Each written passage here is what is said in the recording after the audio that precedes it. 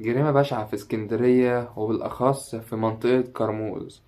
كان في شاب عنده 20 سنة، أنا حياة إخواته كلهم الخمسة وأمهم كمان. إيه تفاصيل الحاجة دي؟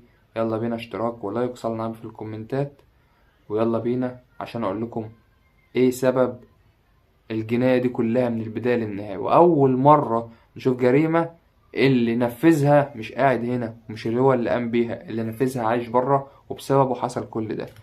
دلوقتي هنرجع لحد ما نقول ان كان في واحدة متجوزة واحد عربي ومسافر بره في دول الخليج، فاكتشفت انها عندها سرطان وفي منطقة متأخرة جدا، يعني مرحلة متأخرة، ومش قادرة تصرف على عيالها اصلا ولا تصرف على مرضها، ومعاها 6 عيال.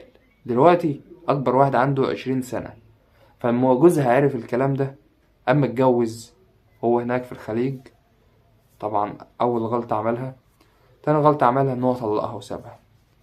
في حتة ان هو طلقها وسابها الدنيا سودت في وشها. احيانا الانسان بيجيله صدمة، خبط على دماغه في خبط على دماغه خبط على دماغه، بيفشل، دماغه بتقف ما بيعرفش يفكر، بيجيله شلل في الافكار، شلل في التصرفات، شلل في كل حاجة.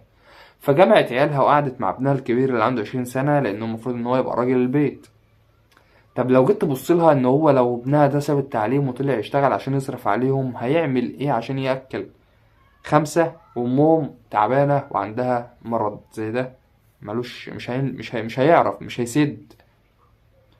فقام جاي اتفقوا هما الاتنين مع بعض على حاجة، ان هو هيقوم مخلص عليها، مخلص على بقية اخواته، وبعد كده ينتحر، وبعد كده يموت نفسه. فعلا هو قام بالموضوع كله، يعني خلص كل حاجة وفاضل هو بقى راح ينط من البلكونة. أهل المنطقة وجيرانه قاموا ماسكينه. بتعمل كده ليه؟ بتعمل كده ليه؟ لحد ما اكتشفوا بشاعة المنظر اللي شافوه. فين امك؟ فين اخواتك؟ لقوهم كلهم حياتهم انتهت. دلوقتي انا عايزكم تقولوا لي السبب في الموضوع ده كله مين؟ مش ابوهم اللي سود وش امهم وسود عيشتهم وخلاهم يتحوجوا ان هم يلجأوا لموقف زي ده؟